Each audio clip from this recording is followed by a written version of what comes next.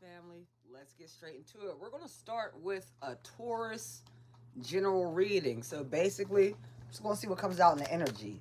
I have yet to basically get dressed or anything.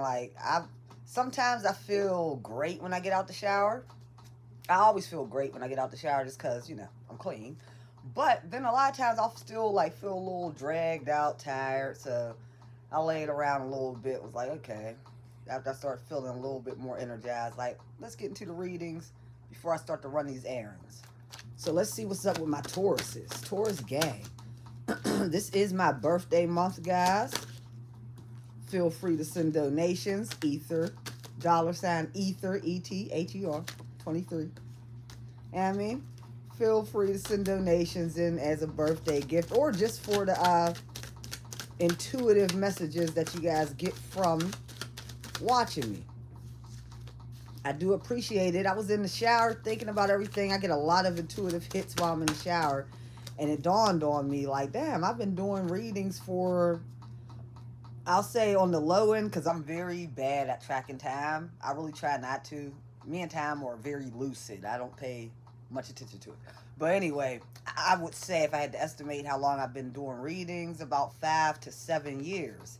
I was like, oh shit, it's a long time. So of course my intuition and just how I perceive things has changed, or I wouldn't even say changed, I'll say has evolved. I've gotten a lot stronger with my intuition. And as you grow with your intuition and when you're just living life, once you start your journey, you automatically will begin to see, let's just say the veil becomes a lot thinner. So within these last 7 years, even unbeknownst to me, just gradually, the veil's just gradually gotten thinner and thinner and thinner. So it makes my intuition a lot stronger. I can punch in a lot easier. All right, so let's see what cards come out. We had the Ace of Wands, new beginnings for the Tauruses. That showed itself. It pulled out. We'll see if it comes out again. I was talking, so I ain't taking that. I'm just kind of shuffling. But right now, we're going to see what comes out. I did see the Ace of Wands, though. So definitely Tauruses are in their season. It makes sense. It's springtime. Spring has sprung. And it's Taurus season. So Tauruses are always looking for stability. So no matter what a Taurus, if they're going through stability or if they're always on that type of mindset, throat chakra, as soon as I start reading. But yeah, so if they're always on that type of mindset, they are more prone to have new beginnings, because if something becomes stagnant, a Taurus will do something to, or if something becomes unstable, I should say, a Taurus will do something to become stable. Now, this card, this is your card, Taurus. The Emperor. I want to say the Aries and the Taurus card. So, the Emperor comes out. You're standing in your power, Taurus. You are standing in your power. You're on your throne. Yeah, your crown ain't slipping. You, anytime I think about the Emperor, the King, this is someone who gives out the orders. So this is someone who's maybe running their own business and they have to delegate certain tasks to different employees. Or this is someone who runs a household, so they have to make sure everything stays in line for the household to run smoothly. But the Emperor is not shooketh. You know what I mean? So this Emperor stands on his throne, knows exactly what, or sits on the throne, and knows exactly what's going on, what needs to happen, who needs to be doing what, and when. So you're in your power right now. And that's at every capacity. And it will be different for everyone. So let's think about where it resonates most for you. So it looks like this is the Ten of Wands. It does look like you did have some burdens, but you have decided to drop the burdens. In every card or every deck, this card is different. Most decks will represent this card as still holding on, still struggling and holding on to these wands. Even here, you can tell he's about to release these wands and he's finally picked, nah, wands represent passions. So it's nah, I finally figured out what I'm passionate about, what I want to go towards. I'm ready to drop all these other wands. This could be related to anything. Take it as it resonates. I know I can use an example just to give you something as an example. But with me, I do so many things. Now, for me, I'm not necessarily, as far as my hobbies go, when I say I do so many things, I have a lot of hobbies, but then I have business ventures. So when it comes to the business ventures, you saw I was doing the cleaning houses. I don't look at tarot as a business venture because it's just not a business venture. It's not scalable. So it's more of just a reciprocity type of thing, a way for me to be able to give back, and then whoever wants to tip or whoever does want to purchase a reading, they will, but I'll never become a millionaire from reading tarot cards. At least it wouldn't be from the patrons who paid me. It might be from some other cosmic thing that ends up happening. You know what I mean? Maybe something happens, I become famous, and then I got a merch line that makes me $1 million. You feel me? Or I make a tarot deck that makes me $1 million. Something like that. But it wouldn't be, I'll write all those things down. But it wouldn't be based upon someone coming continuously, customers, and just getting readings. But with the other ventures I have, I've tried out many different things on what I want to do to make money, and this is going with jobs as well. That even led me to, like, no, I like being on my own. So that's an example of someone trying a lot of different things and then finally figuring out. For me, it's like, no, I like being independent, having the freedom to make my own money, set my own rules. Of course, a lot of that comes with understanding the guidelines. Now, that's where we come back into the emperor status, because a lot of people can make decisions, but you have to have all the information so you actually know what you're up against. Every decision we make will come with a set of challenges. You know what I mean? So when you make that decision, you do have to know what you're up against so you can start to put together a decent plan that will get rearranged and changed many times along the way, but at least it's something stable where you know this is viable, this is something that can be done, and I do have some sort of blueprint that will get me to the result that I want. So you have all of those things, which allows you to be like, all right, this is what I want to go for, and I'm confident that I have the blueprint needed. Even if it changes, shifts, things don't always go as planned, I still have the ability to get it done.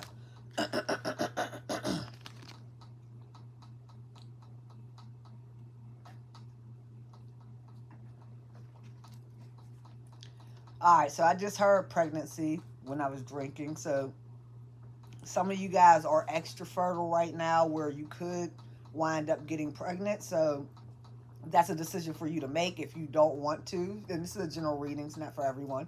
If you don't want to be with child, then take the precautions. If you're fine with that, then congratulations. General reading, not for everyone. Also, when I'm seeing fertility, and the fertility comes from that bunny rabbit down there, and also that little pudge in the stomach, when you're looking at the Queen of Coins, we're talking about money, growth. So you're going to have a lot of ideas that can bring you abundance. A lot of things are going to be fertile. There's going to be a lot of seeds that you plant in this season that are going to end up creating abundance for you in the future. All right, Taurus. What else do we see? And then we're going to get out of here. We'll pull a card for love, though. We'll pull a couple cards for love.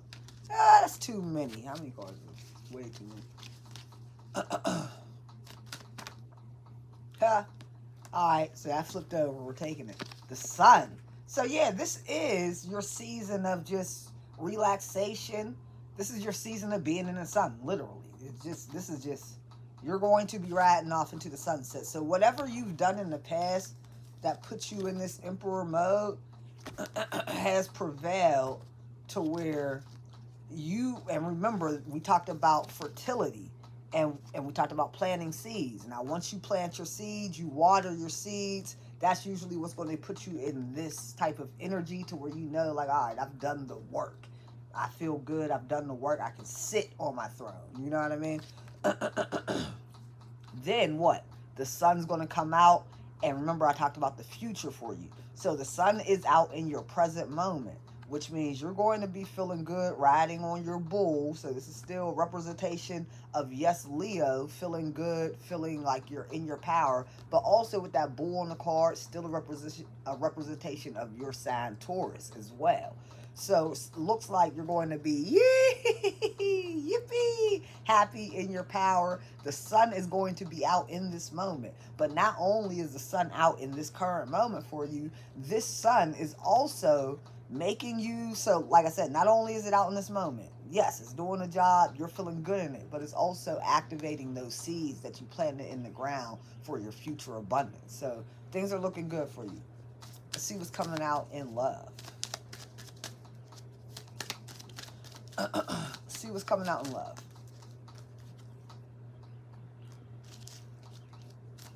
I'm smiling. I like when I predict pregnancy because it doesn't happen often. You know, they say, I don't know, who knows? They say 1 million kids are born a day. I'm just playing. I'm not sure the stat, but a lot of kids are born a day, but I feel like it's still very rare to predict pregnancy. I've only done it maybe.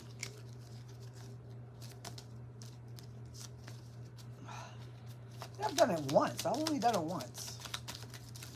And it was cool because the person that did it, like, they weren't asking about pregnancy. I was just doing a reading for them. It came out, but I was at a very weird time in my life. Random job that I knew was going to be short-lived. I probably stayed there for 6 months. So I don't see this girl to this day, but I did hear through the pipeline. She went on to get pregnant maybe like 3 months after I predicted that. So it was cool. Like, you know how after you leave a job, you'll still have a line of people for a couple months until, that was years ago. So until, you know, that line just kind of fades if you don't keep up. All right, so guess what card came out first? Children. I mean, all right, your love life is being affected by children. So as far as love goes, it does show that your love life is being affected by children. This could be for those of you guys who are resonating with the pregnancy thing. Maybe there's something going on with that. You know, if you're pregnant, that does shift a lot of things. Just that changes everything. So that could easily affect your love life. Take that as how it resonates on how it is affecting your love life. But yeah, that's what's going on. We're going to give advice at the end of all this. Love yourself first. Your self-respect makes you more romantically attractive. So loving yourself first. And I'm going to put that with your children now.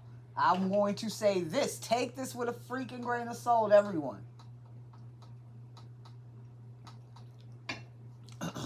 That's why balance. Everything I'm going to say, balance is very important, guys. So, self-love. You already know. Huge advocate of it. I believe that loving yourself is what gives you enough love to be able to love anything else, anyone else in your life, right? If you don't love yourself, how do you know what love truly feels like? To be able to give it or to be able to receive it. So, yes. So, this is kind of basically aligning back with that concept. Is like, yeah, you got to love on yourself, and that will allow you to love your children better. Love the children around you better. You know what I mean? I'm hearing Michael Jackson, We Are the World, make this a better place. What's the other? There's a place in our hearts, and I know that it is love. It's a place that is brighter than tomorrow. And if you, you know there's no need to cry. In this place, you find happiness and sorrow. We are if you care enough for your life. Oh my goodness. All right, now I'm thinking about Alright, so anyway, that song, I'm just thinking of like those type of songs. So they do self-love will allow you to embody that type of energy. Now remember, like I said, it's all about balance. So self-love is great. That song is great. Those types of songs are great. But this world is also cold. So this is where we're at with it, damn near. It's kind of a tricky balance to find because the world's so cold, you'll be tricked into falling. I'm getting massive confirmations right now. You'll be tricked into falling into the lower vibration of it because it's almost like it's a dog eat. Everyone, I used to think, I don't know if everyone, I used to think it was a dog world, but it's a dog eat dog world. That ain't no lie. Ain't no lie. It ain't even safe no more to walk the streets at night. You know what I mean? So that's Temptations. But it's a dog eat dog world.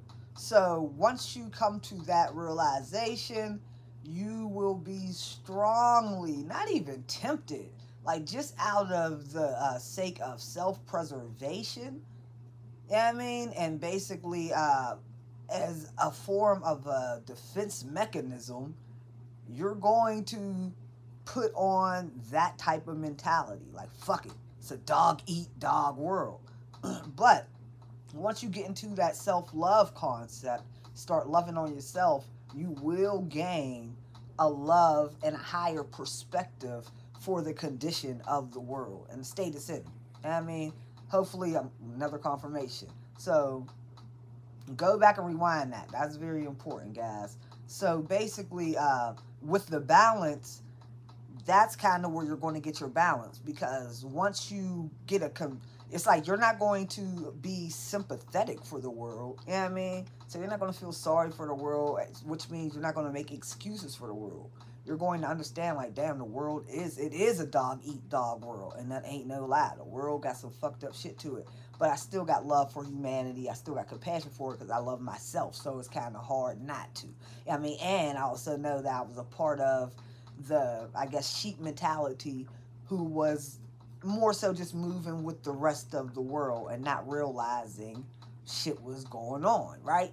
So once you come into that, you do get your balance because you're not, like, stupid. You feel me? You don't think, like, oh, it's roses and sunshine out here. Even if you move in that type of way, like, if you're a more optimistic person within your daily life, people see you and you're usually smiling, you're pretty chipper.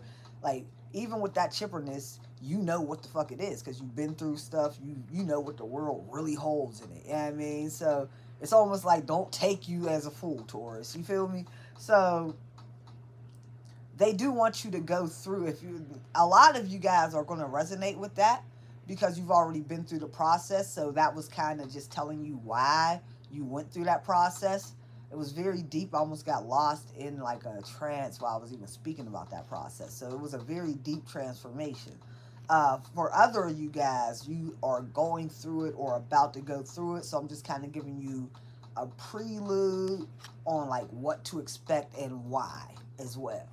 So, stay optimistic about your love life. Positive thinking and faith will bring you romance. So, a lot of you guys are in your single era right now. Not in a relationship, but you're being asked to stay positive and optimistic. And remember, positive and optimistic, that goes into that self-love. A lot of people, I feel like, I intuitively can feel like I be on some BS. When I speak so enthusiastically, and it's not like I'm not like Tom Cruise on Oprah's couch jumping like self-love. I love myself, yeah. Like no. You know what I mean? Not doing that, but I do speak about it like profusely. Like I mean what I say because I've been through the cycle. Like everything I'm speaking about that came up in them cards, I'm one of the Tauruses that actually went through that whole process. So I'm on the other end of it and understand why I went through it, see the world from that view, understand what it is. So I speak about it because I know that it's very important for you to even retain who you truly are. And I mean, you will lose yourself in this cold world if you don't practice self-love. You'll end up throwing yourself to the wolves. So that's why I speak about it so much, because it's that important. And I mean, all right, so stay optimistic about your love life. That also goes along with the whole self-love practice, children, and all that. So we're going to get one more card and then I'm out of here, Taurus. One more card this is going to be advice. One more card for advice for my Tauruses. Woman holding a coin. Woman holding a coin. So I'm feeling like this is a coin. For some reason, I felt like this was a lock. But it doesn't look like you're going to have money to spend. That coin reminds me of like a piggy bank. So I'm not really, I'm even being told that this is okay for me to say. I'm going to pull from my experience. I'm never going to tell y'all to go over crazy with saving. Yes, save. I would always say save. To start off, you at least want to have like at least 2 stacks saved. And then from there, you want to start, because that's your emergency money. So if anything was to go wrong, an emergency, let's say your car break down, you got $2,000 to spend on your car. Something goes wrong in your house, if you own a house, you can do something with that, you know what I mean, because you own a crib, so that would help. But if you don't own a crib, it's usually going to be your car, maybe some legal shit, a lawyer, but that's 2 stacks, you know what I mean, like, I know. 2 stacks is perfect. So if you don't have that saved, I'm not big on saving, I'm big on investing, but you at least need to get to your 2 stacks. Now once you get to your 2 stacks, you can slow down on your saving and just start saving about 10% of your bread, but investing another good portion of your money somewhere else. And then with your savings, you want to at least get yourself up to at least a year's income. So like if your income right now is $35,000 a year, you want to, by the end of the year, I would say you want to at least be like, kind of be aggressive with this too, but you don't have to be. Once you got that 2 stacks, you know that'll cover most smaller emergencies. Don't live a reckless life. So I would say within like 2 years, you should be able to save up your own annual income within 2 years. But if you're aggressive with it, and if you find ways, I'm not really slow. I like to find more ways to bring in more money. So if I know if I want to save up $35,000 in a year, and I'm making $35,000 a year, then that's not going to work. It's going to take me about 2 years. You know what I mean? Even a little more. So I would have to add another income somehow onto that, so I can push it along to maybe get it at least in a year and a half. You know what I mean? Let's speed up the process a bit. But once you get up to like a year's income saved, that's what I would really say. Go heavy in investing your money. And even with your investing, depending on, start studying. I'm not a financial, not yet, but I might be soon. Let's see. We'll see what happens. But yeah, so this is not financial advice, I should say. But yeah, those 2 things is a good rule of thumb. Get to your 2 stacks to cover any small emergency. Get to your year's income next. You can do that kind of slowly, along with making smaller investments. Once you get to your year's income, keep doing that basically. But then you can kind of lean a little heavier in your investments, but still keep adding to your savings, but just smaller amounts. So it's like you're going to have, now everything I said means you're going to have money to do this. You know what I mean? Like, I'm not going to just tell you some shit and you like, well, how would I even do it? So it does look like you're going to have some money coming in. So now you got the woman holding the heart and the man holding the heart.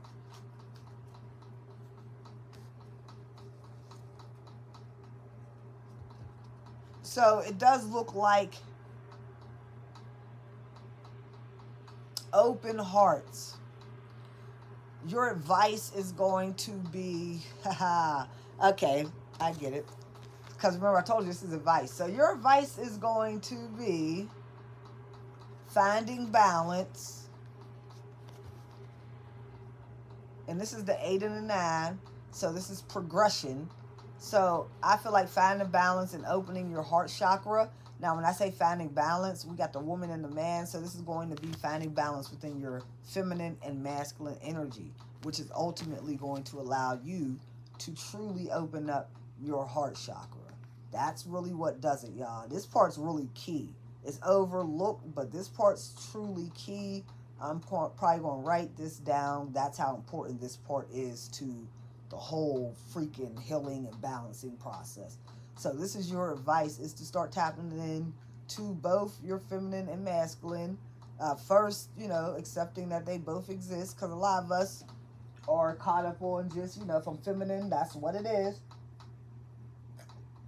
Meaning if I'm a woman, I'm a woman. If I'm a man, I'm a man. If I'm a stud, I'm a masculine. If I'm a femme, I'm the feminine. But no, we all have both of these energies. So when we tap into both, we're not suppressing one. So once we can desuppress either whichever one we have been suppressing, it allows us to truly open up our heart chakra. And that's the reading. All right, Taurus, I hope this was useful. Like I said, feel free to leave a donation. Ether, ETHER 23. And I am out of here, y'all. Hope y'all enjoyed it. Oh, leave your comment too. Let me know if this resonated. Please, please, please. It really helps with the algorithm as far as engagement goes. And it helps with me to know that, you know, the readings I'm doing for y'all are resonating with y'all. So that's a big favor. I appreciate you guys. I'm out. Peace.